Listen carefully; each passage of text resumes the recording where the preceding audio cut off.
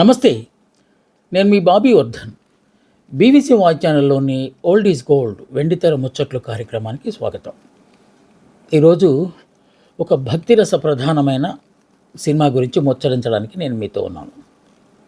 ఆ cinema 1960 June 9వ తేదీని release అయిన శ్రీ వెంకటేశ్వర మహత్యం. పద్మశ్రీ పిక్చర్స్ బ్యానర్ మీద ఈ సినిమా నిర్మించారు. దానికి నిర్మాతలు వి వెంకటేశ్వర్లు, పి పుల్లయ్య గారు, అంటే శాంతకుమారి గారు.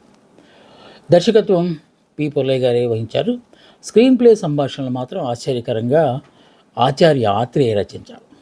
సంగీతం మహావిద్వాంసులు పెండ్యాల నాగేశ్వర గారు. ఇక పాటల విషయానికి వచ్చేసరికి మల్లాది, ఆచార్య ఆత్రేయ, ఆరుద్ర నారపరెడ్డి అని ఆయన ఈ సినిమాలో వచ్చిన పద్యాలన్నీ ఆయనే రాశారు. సో పాటలు ఎక్కువ శాతం ఆత్రేయ గారు రాశారు. ఇక ఘంటసాల గారు, సుశీలమ్మ, ఎస్ వరలక్ష్మి, పి లీల, స్వర్ణలత, వి నాగయ్య, మాధవపేది సత్యం, సూరిబాబు గారు కూడా ఈ సినిమాలో పాటపడ్డారు. జిక్కి, ఇంకా శాంతకుమారి గారు ఆవిడ పాడుకుంటారు. సో వీళ్ళంతా నేపథ్య సంగీతం గానాన్ని అందించారు.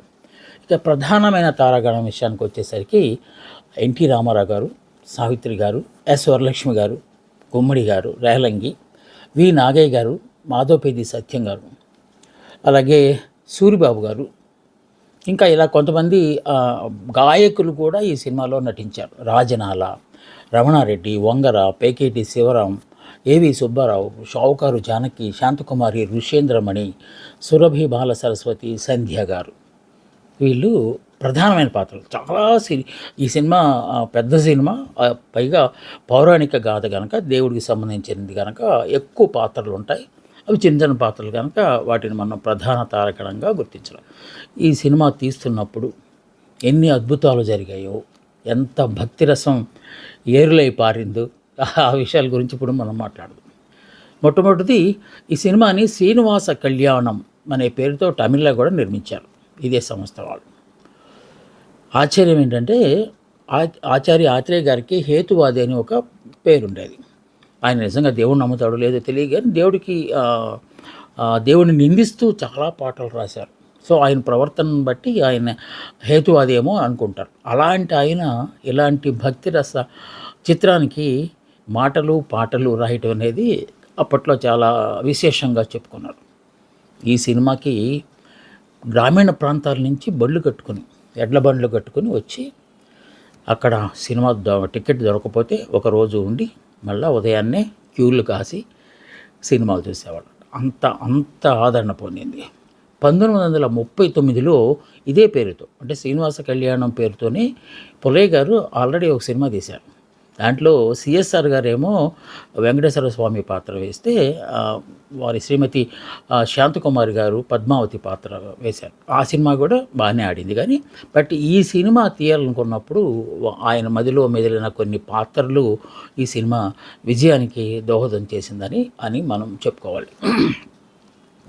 ఈ సినిమా ఎంత బాగా రాణించిందంటే 20 థియేటర్లో, అప్పట్లో థియేటర్లు చాలా తక్కువ ఉండే కదా, పైగా సింగిల్ స్క్రీన్ థియేటర్స్ 20 థియేటర్లో ఈ సినిమా రిలీజ్ అయితే 17 సెంటర్లలో 100 రోజులు ఆడింది.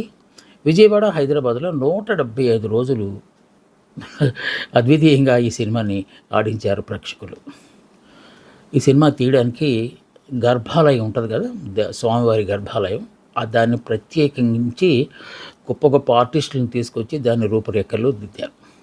వాహిని స్టూడియోలో ఆ నిర్మాణాన్ని, గర్భగుడి నిర్మాణాన్ని ఏర్పాటు చేశారు. ఆశ్చర్యం ఏంటంటే ఆ సినిమా తీస్తున్నంతకాలం భక్తులు వచ్చి నిజంగా తిరుమల తిరుపతిలో దైవ దర్శనం చేసుకున్నట్టుగానే ఈ స్టూడియోలో కూడా దర్శనం చేసుకునేవాళ్ళు. దానికి కారణం లేకపోలేదు.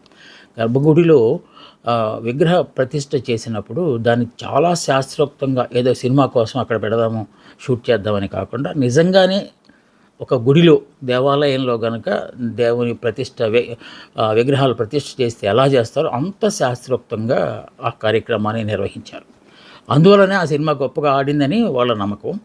ఏదేమైనా ఈ సినిమాని నిర్మించడానికి అత్యంత భక్తి శ్రద్ధలతో అందరూ కృషి చేశారని మనం ఈ సినిమా నిర్మాణంలో జరిగిన విశేషాల్లో ఒక భాగంగా మనం చెప్పుకోవాలి. స్టూడియోలో షూట్ లేని రోజు కూడా భక్తులు వచ్చి క్యూలు కట్టేవాళ్ళంట దేవుడిని చూడటానికి. ఇదేంటి వాళ్ళ షూటింగ్ లేదు కదా అనుకుని తర్వాత వాహిని వాళ్ళు అనుకున్నారంట, మరి దేవుని మనం పెట్టాం కనుక డెఫినెట్గా ప్రేక్షకులు వస్తారు, భక్తులు వస్తారు అని చెప్పి దాన్ని ఓపెన్ చేసే ఉంచేవాళ్ళట. అక్కడ దేవ దర్శనమే కాకుండా ఒక హుండీ పెడితే ఆ హుండీ నిండిపోయేదట. ఆ వచ్చిన సొమ్మంతా టీడీడీకి మళ్ళీ పంపించేవారట. సో అంత భక్తి రసం ఈ సినిమాలో ఉందని మనం గ్రహించాలి. షూటింగ్ పూర్తయిన తర్వాత సినిమా అయిపోయింది, అయినా సరే జనాలు వస్తున్నారు. ఇదేంటి, షూటింగ్ లేని రోజుల్లో అయితే మనం ఎలా ఓపెన్ చేసి ఉంచాము, మరి ఇప్పుడు సినిమా అయిపోయింది, ఆ సినిమా తీయట్లేదు కదా ప్రస్తుతం, మనం కంప్లీట్ అయిపోయింది, మళ్ళీ భక్తులు ఏంటి అనుకున్నప్పుడు వాళ్ళు అనుకున్నారట, అవును దైవాన్ని మనం ఇక్కడ ప్రతిష్ఠించినప్పుడు భక్తులు వస్తూనే ఉంటారు, మనం ఏం చేస్తామని చెప్పి జనాలందరూ ఇంక అక్కర్లేదు అనుకునేదాకా దాన్ని అలాగే ఉంచారట. ఈ సినిమాలో 17 పాటలు, 10 పద్యాలు, ఒక శ్లోకం కూడా ఉన్నాయంట. ఇందాక మనం అనుకున్నట్టు పద్యాలని నారపరెడ్డి గారితో రాయిస్తే ఒక పాట మల్లాది వారు కావాలని రాశారట, మరో పాటని ఆరుద్ర గారు రాశారట. ఇంక మిగతా పాటలన్నీ ఆత్రేయ గారే ఈ సినిమాలో. అది భక్తి, రక్తి, విరక్తి అన్ని పాటలు ఆయనే రాశారు. ఈ సినిమాలో విచిత్రమైన ఒక సాంగ్ ఉంటుంది, మనం అది ఎస్పీబీ గారు కూడా దాని గురించి ఎక్కువ ప్రస్తావన చేస్తూ ఉండేవారు. కళ్ళు తెరవరా నరుడా అనే పాట, అది సూరిబాబు గారు పాడతారు. ఒక టిపికల్ నాజల్ వాయిస్ అయింది. సో ఆ పాటని తీయటం, పాడించటము, చిత్రీకరించడం కూడా చేశారట, ఒక భక్తుడు పాడుతున్నట్టుగా. కానీ ఈ సినిమా లెంగ్త్ చాలా ఎక్కువైపోయేసరికి ఆ సినిమాని దీంట్లో ఉంచలేదట. శాంతకుమారి గారు, ఎస్ వరలక్ష్మి గారు పాడిన పాటలు జనరంజకం అయిపోయి ప్రతి దేవాలయంలో ఆ పాటలను ప్లే చేసేలాగా ఈ సినిమా రూపొందిందట. ఈ సినిమా థియేటర్ రిలీజ్ అయింది కదా, ఇప్పుడు మనం చెప్పుకున్నంతా స్టూడియోలో గర్భగుడి అంతా నిర్మించి స్వామివారి విగ్రహాలు పెట్టడం వల్ల జనాలు అందరూ వచ్చి విపరీతంగా చూసే దర్శనాలు చేసుకునే వాళ్ళు అని చెప్పుకున్నాం కదా.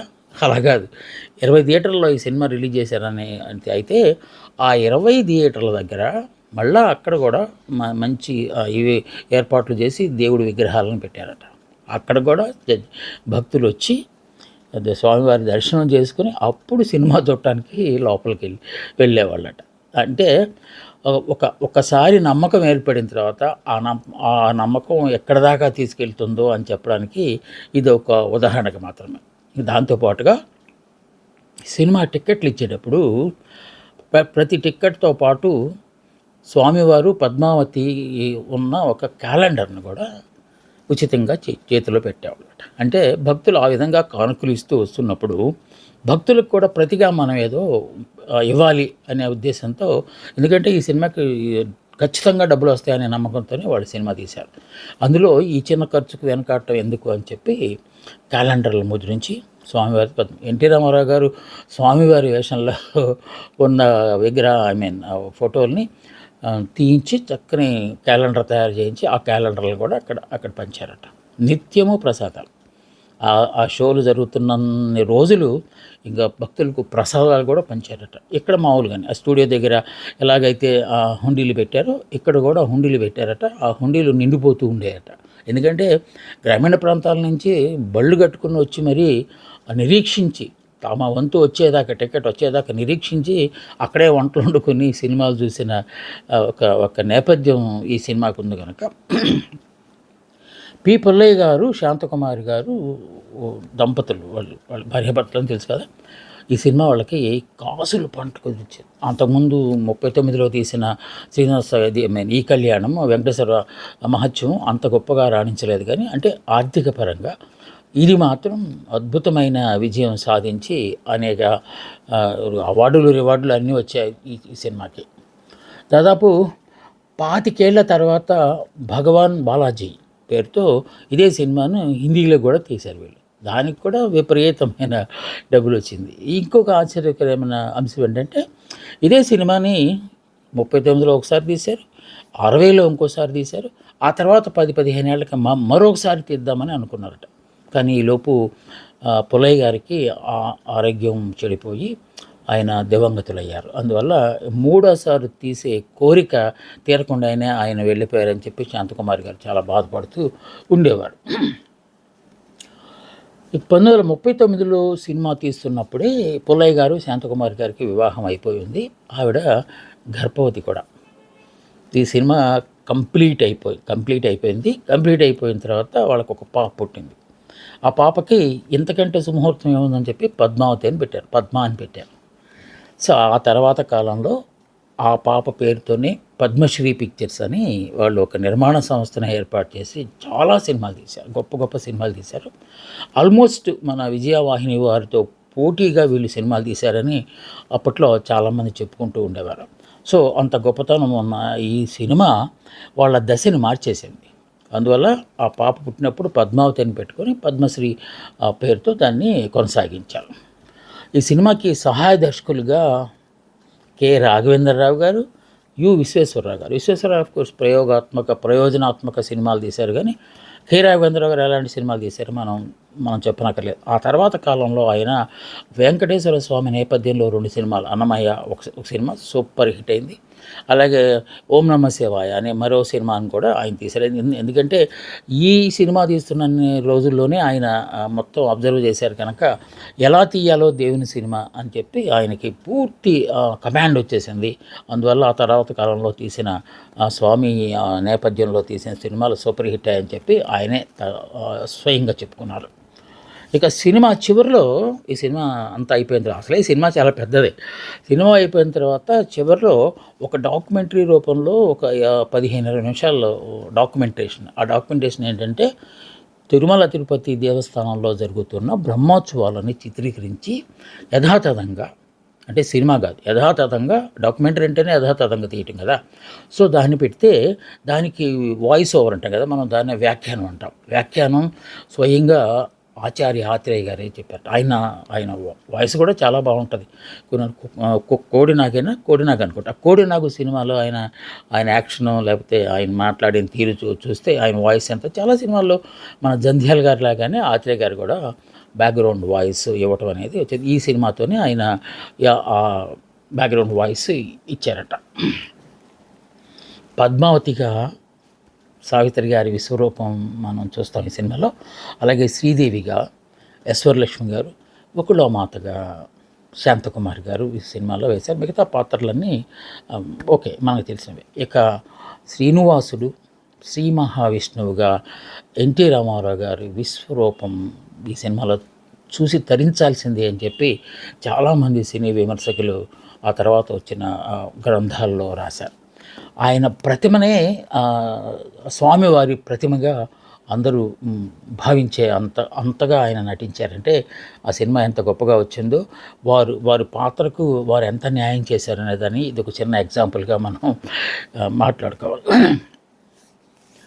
ఈ సినిమా తీసిన తర్వాత ఎన్టీ రామారావు గారు విష్ణుమూర్తి, శ్రీనివాసులు పాత్ర ధరించిన తర్వాత భక్తులకు ఎన్టీఆర్ గారే ఒక దేవుళ్ళలాగా మారిపోయారట. అంటే అది ఎంత విచిత్రం ఏంటంటే దేవస్థానానికి, తిరుపతి దేవస్థానానికి దర్శనం కోసం వెళ్ళిన వాళ్ళు, బస్సుల్లో వెళ్ళిన వాళ్ళు అక్కడి నుంచి ఎన్టీఆర్ ఇంటికి, మద్రాసులో ఉన్న ఎన్టీఆర్ ఇంటికి కూడా వెళ్ళేవాడు. అంటే అది ఒక ప్యాకేజీ లాగా ఉండేదట.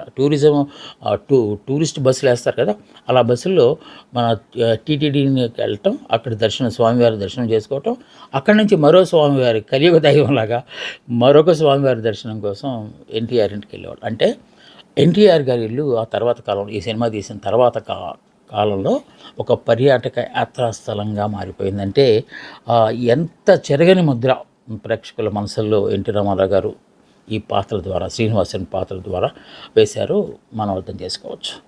ఈ సినిమాలో ఒక చిన్న సన్నివేశంలో మహాగాయకుడు ఘంటసాల గారు కూడా కనిపిస్తారు. ఆ సినిమాలో ఆయన అన్నారట, వద్దండి అంటే లేదు, ఒక భక్తుడు స్వామి ఎదురుగా కూర్చుని పాడే పాట ఒకటి ఉంది, ఆ పాట మీరైతే ముందు నాగయ్య గారిని అనుకున్నారట. నాగయ్య గారు అంటే మామూలే, ఎందుకంటే సినిమాలో ఆయన ఉన్నారు కనుక. అలా కాకుండా ఆయన కూడా పాడతారు చాలా పాటలు ఈ సినిమాలో. సో ఈయన ఘంటసాల గారిని స్వయంగా చూపెడితే అదొక విభిన్నంగా ఉంటుంది, భక్తులకి కూడా చాలా బాగుంటుందని చెప్పి ఆయన మీద ఒక పాట చిత్రీకరించారు. ఇప్పుడు కూడా బ్లాక్ అండ్ వైట్లో ఆ పాట చూస్తుంటే నిజంగానే రోమాంచితం అవుతుంది మనకి. అది ఏంటి, శేషశైలవాస శ్రీ వెంకటేశ శయనించుమాయ్యా శ్రీ చిద్విలాస శ్రీశేషశైలవాస శ్రీ వెంకటేశ. ఇది ఘంటసాల గారి మీద చిత్రీకరించారు. ఆయన పరువు మనకు తీసే అంత గొప్పగా ఆయన పాడేవారు. ఆ తర్వాత ఇందాక మనం అనుకున్నప్పుడు కళ్ళు తెరవరా నరుడా నీ కర్మ తెలియరా నరుడా, ఈ పాట కూడా దాంట్లో ఉన్నది. ఇక రమణారెడ్డి గారి మీద ఒక పాట చిత్రీకరిస్తారు. పదవే పోదాము గౌరీ అనే పాట ఒకటి వస్తుంది. ఇంకా అసలు అత్యంత మెలోడియస్ పాట ఒకటి ఉన్నది. దాన్ని శాంతకుమారి గారే స్వయంగా పాడారు ఆ పాట. ఎన్నాళ్ళని నీ కనులు కాయగా ఎదురు చూతురా గోపాల, ఎంత పిలిచినా ఎంత వేడినా ఈనాటికి దయరాదేలా గోపాల నందగోపాల గోపాల నందగోపాల, ఎన్నాళ్ళని నే కనులు కాయగా ఎదురు చూతురా గోపాల. చాలా మెలోడీ, ఎందుకంటే ఇది ఒక సాకితో ప్రారంభమవుతుంది. మంచి రాగాధారంగా ఈ పాటను తీశారు.